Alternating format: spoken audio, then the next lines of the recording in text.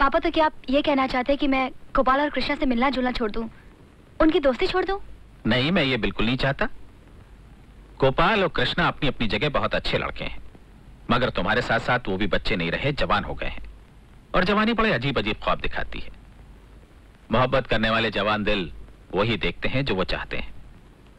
गोपाल और कृष्णा तुम्हें बहुत पसंद करते हैं, बहुत चाहते हैं, और मैं सिर्फ इसी बात से डरता हूं कि वो तुम्हारी किसी बात का एक ही मतलब समझकर एक ही ख्वाब ना देखने लगे। पापा, आपने तो एक अच्छी खासी दोस्ती को एक अजीब पेचीदा प्रॉब्लम बना दिया है। अब मुझसे ज्यादा पहले मत बुझाइए, साफ साफ बताइए मुझे क्या करना है। बेटी, साफ साफ खुलकर ये बात तुमसे तुम्हारी माँ ही कर सकती थी। मैं तो सिर्फ इतना कहूंगा कि जिंदगी की मंजिल तय करने के लिए हमें सिर्फ एक ही नाव की जरूरत होती है, जिसका फैसला हमें किनारे पर ही करना पड़ता है, बीच मझधार में नहीं।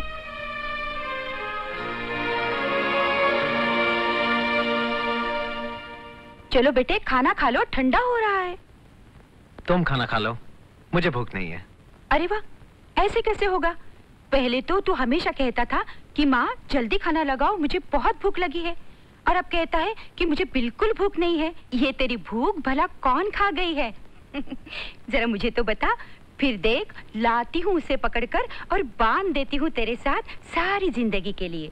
अरे मगर ये तो बड़ी दादागिरी है। मैं किसी भी लड़की का नाम बता दूंगा और तुम उसे पकड़ कर लाओगे और मेरे साथ बांधोगी, बगैर उसे पूछे कि उस बेचारे की क्या मर्जी है। देख बेटे, तुझे देखने और जानने के बाद अगर किसी ने इनकार भी कर दिया ना, तो उसे इकरार समझना, क्योंकि आजकल तेरे जैसे लड़के लड़कियों को जिंदगी में नहीं, सिर्फ ख्वाबों में मिलते हैं। आओ भाई आओ। गोपाल, बहुत दिनों बाद दिखे, कहाँ थे इतने दिन? साहब जी क्या बताऊं, काम इतना बढ़ गया कि फुर्सत ही नहीं मिलती। कोई नौकरी कर ली है क्या? अरे नहीं साहब जी, नौकरी के लिए टाइम किधर है। तो क्या कोई बिजनेस शुरू कर दिया है? आई टेल यू साहब जी, ये ठेकेदारी बिजनेस का टाइम ही किधर देती है। सुबह से लेके शाम तक ठेकेदारी में टाइम चला जाता है। अब क्या बिजनेस करूं, क्या नौकरी करूं, आप ही बताइए। यानी कोई कॉन्ट्रैक्ट वगैरह लेना शुरू कर दिए हैं क्या? नहीं साहब जी, मैं उस ठेकेदारी की बात नहीं कर रहा, मैं तो उस ठेकेदारी की बात कर रहा जो मैंने अपने सर ले लिए। कोई बोलता कि ये कर दो, तो कोई बोलता कि वो कर दो। अब कल ही की बात है, अपने बांटा सिंह जी है ना, वो मिल गए थे और वो कहने लगे, और सुन गोपाल पुत्र इत्या। तो मैंने कहा कि ये पाजी, और चल सडे नाल। मतलब कितने पाजी? और चल चल देख सडी बांस दूध क्यों नहीं दे रही। तो मैंने भी सोचा थी कौन सी भैंस जो दूध नहीं दे रही। तो आई टेल यू साहब जी, मैं उनके साथ 6 मील चल के गया, और जब मैं वहां पहुंचा तो पता चला कि बांटा सिंह जी दारू की धुनकी में पाड़ा खरीद लाए। अब पाड़ा यानी भैंसा साहब जी। अब आप ही बताइए भैंसा कैसे दूध दे सकता है। लेकिन आई टेल यू साहब जी, आदमी बहुत जेंटलमैन। उन्होंने झट से 100 रुपए का नोट मेरे हाथ में थमा दिया और बोले, और रख ले पुत्र। तो मैंने बोला किस लिए पाजी, असी तो दूध कड़िया ही नहीं। तो बोले, आप पुत्र गल इस तरह आएगी कि ऐ गल किसी नू कहना नहीं। और कल की बात ही साहब जी आज मुझे निकल गई। और साहब जी आई टेल यू, ऐ गल किसी नू कहना नहीं। राधा, अरे कमाल करते हो, बगैर खासे खकारे, बगैर खटखटाए कोई सर थोड़े आता किसी लड़की के कमरे में। अच्छा खांसा, खकारा, खटखटाया और अंदर आया। अब बोलो। पता नहीं तुम्हारे बचपना कब जाएगा। जब मेरे घर आएगा एक नन्हा सा मुन्ना, तब जाएगा मेरा बचपना। आई टेल यू, यानी शादी के बाद। कोई पागल ही होगी जो तुमसे शादी करेगी। क्यों? ऐसी कौन सी खूबी नहीं है मुझ में जिस पर लड़कियां न मरे। अब नौजवान हूँ, हत्या करता हूँ, उल्लू का पत्ता हूँ, और क्या चाहिए लड़के को। आई टेल यू, दूसरों की बात छोड़ो, तुम्हारा मेरे बारे में क्या ख्याल है? मेरा ख्याल है कि आप यहाँ से तशरीफ ले जाएं, क्योंकि मुझे तैयार होना है। अरे सुनो, जो मैं तुम्हें कहने आया था वो तो सुनती। अरे सुनो तो। अरे सुनो, कल सुबह कृष्णा को पिकनिक के लिए बुलाना मत भूलना। मेरा दोस्त एकदम अंग्रेज है, बिना बुलाए कहीं नहीं जाता। आई टेल यू, अपना क्या है, अपन तो बिन बुलाए also coming. Now I am going, okay?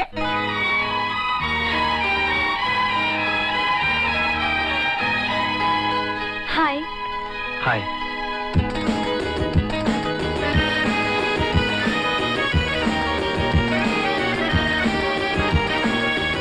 अरे ये किसकी तस्वीर छुपा रखी है? एक लड़की की है। एक दोस्त की है। कोई खास लड़की है, कोई खास दोस्त है? हाँ, एक खास लड़की है, एक खास दोस्त है। मैं देख सकती हूँ? शायद तुम्हें अच्छा ना लगे, इसलिए मैंने। हाँ, शायद। बैठो ना। नहीं, मैं चलती हूँ। दरअसल कल हम सब लोग पिकनिक पे जा रहे हैं। मैं तुम्हें इनवाइट करने आई थी, आओगे ना? हाँ, जरूर आऊंगा। और अपनी खास दोस्त को भी लेके आना, ओके? मैं अभी तक सिर्फ उसकी तस्वीर के करीब आया हूँ। दुआ करो कि मैं उसके करीब भी आ जाऊं। Wish you all the best. Bye. Bye.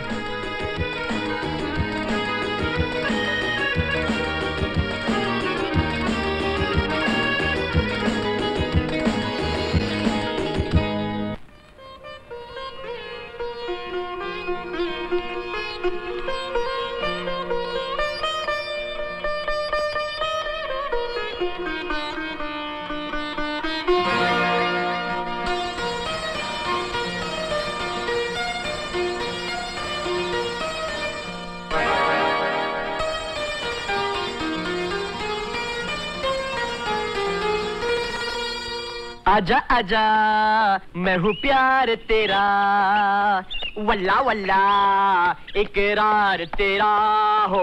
आजा आजा आजा आजा। अरे चल तमसा।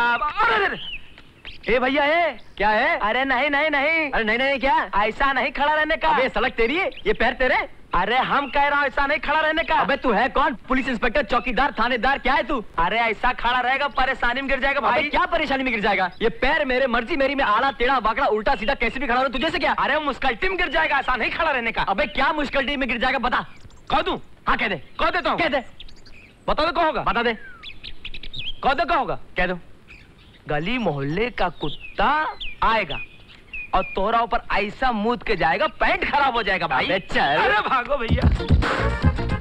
अरे इतना बड़ा कुत्ता, अरे ये तो मुझे कम काटेगा ज्यादा।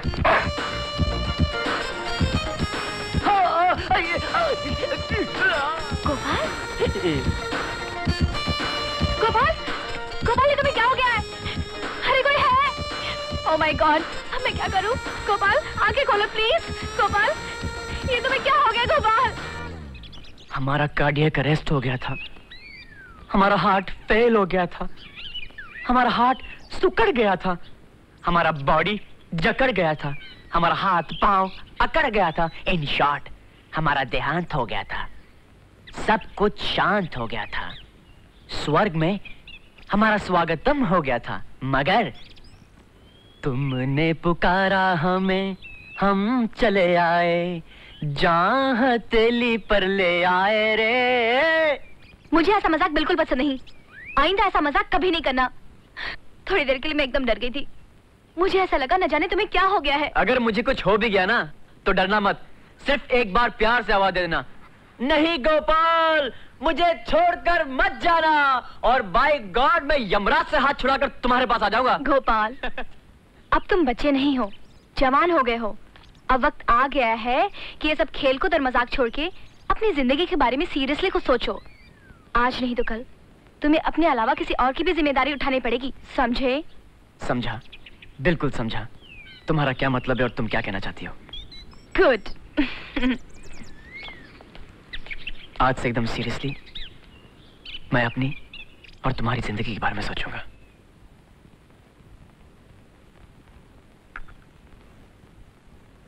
बेटे, ये राधा कैसी लड़की है? तुम तो ऐसे पूछ रही हो जैसे कि तुम उसे जानते ही नहीं हो। हाँ, मैं तो सिर्फ इतना जानती हूँ कि वो खूबसूरत है, पढ़ी लिखी है और अच्छे खानदान से है। मुझे क्या पता कि उसका स्वभाव क्या है। उसका स्वभाव बहुत अच्छा है, वो तुम्हें बहुत पसंद आएगी, वो तुम्हें बहुत खुश रखेगी। मेरा मतलब है जिस घर में जाएगी वहां सबको बहुत खुश रखेगी। जब राधा इतनी अच्छी लड़की है तो जिस घर क्यों, इस घर क्यों नहीं? मगर ये सब आज क्यों पूछ रही हो? इसलिए कि अब इस घर को उसकी तस्वीर से ज्यादा उसकी जरूरत है। माँ, दरअसल ये बात मैं तुमसे पहले भी कहना चाहता था, मगर इसलिए नहीं कही क्योंकि मैं नहीं जानता कि वो मेरे बारे में क्या सोचती है, और ये बात उससे पूछना मुझे तो अजीब लगता है, बल्कि शायद कहीं उसके इनकार से डर सा लगता है। देखो बेटे, एक बात याद रखो, जवान बेटी अपने माँ बाप के कंधों पर जिम्मेदारी का एक बहुत बड़ा बोझ होती है, और वो जल्द से जल्द किसी अच्छे घर की दहलीज पर उसे उतार देना चाहते हैं। हो सकता है राय साहब को भी जल्दी हो। राधा जी। क्या कहा? राधा जी। तुम्हारा दिमाग तो ठीक है, ये राधा जी क्या है? राधा जी, वो बात ही कुछ ऐसी है। कभी आपने मुझे गौर से देखा है? रोज तो गौर से देखती हूँ। नहीं, ऐसे नहीं, गौर से। लो, गौर से देखा। अब बोलो। आपको मुझ में कोई फर्क नजर नहीं आया? जी नहीं। अरे क्या बात कर रही हैं आप, कमाल कर रही हैं राधा जी। क्या बॉडी था मेरा, एक एक मस्कल ऐसा खरबूजे की तरह था। जब मैं रास्ते में चलता था तो लोगों की नजर लगती थी, और आप तो जानती हैं कि आदमी तलवार की धार पे चल सकता है, लेकिन नजर से नहीं बच सकता। इसलिए अब मेरी body fish stick, middle stick यानी कि सुकी स्टिक यानी कि फुस्की हो गई है। पूछो कैसे? पूछूं? लो पूछती हूँ, कैसे हुआ? फिक्र, चिंता, परेशानी। फिक्र, चिंता, परेशानी किस बात की? हाँ राधा जी, आपको मालूम तो होगा ही कि घर में शादी के लायक जवान बेटी हो तो किसे फिक्र नहीं होगी। किसके घर कौन सी लड़की जवान होगी जिसकी तुम्हें फिक्र हो रही है? हाँ, क्या आप और साहब जी मुझे अपना नहीं समझते? क्या वो घर मेरा घर नहीं है? हम तुम्हें अपना ही समझते हैं और हमारा घर तुम्हारा ही है। बस तो फिर मैं आप ही के घर की बात कर रहा हूँ, और आप ही वो लड़की है जिसकी शादी की मुझे फिक्र है। आप क्या समझती हैं? मुझे आपकी शादी की फिक्र नहीं है? बहुत फिक्र है, और आप भी अपनी शादी के बारे में कुछ कीजिए, वरना इस फिक्र के बारे में मेरा ध्यान हो जाएगा। I tell you to be doing something और डाई। अंडरस्टैंड? मुझे भी मेरी शादी की फिक्र है गोपाल जी, मगर लड़का भी तो अच्छा मिलना चाहिए। मुझे माफ कीजिए मैडम, मुझे लगता आपकी करीब की निगाह कुछ कमजोर है। जी हाँ, आप अपने लिए करीब का चश्मा। खैर कोई बात नहीं, आपकी और मेरी बीच की दूरी का फासला कितना है? हाँ? यही कोई 2 फुट। बस तो फिर आप 2 फुट की दूरी का चश्मा बनवा लीजिए, और फिर आपके सारे प्रॉब्लम सॉल्व हो जाएंगे, क्योंकि आपको 2 फुट की दूरी पर एक हट्टा कट्टा उल्लू का पट्टा दिखाई देगा। आप समझ रही ना मैं आपसे क्या कह रहा हूँ? बिल्कुल समझ रही हूँ। आपको मेरी चिंता और फिक्र करने की जरूरत नहीं है। मेरे रास्ते से हटिए एंड बाय। अरे बच के मेरी जान कहाँ तू जाएगी? माय डियर राधा, मैं हमेशा समझता था कि रिश्ते तोड़ने या जोड़ने ज्यादा मुश्किल होते हैं, मगर आज पता चला कि रिश्ते बदलने ज्यादा मुश्किल होते हैं। मैं हमारे बचपन के इस दोस्ती के रिश्ते को मोहब्बत में बदलना चाहता हूँ।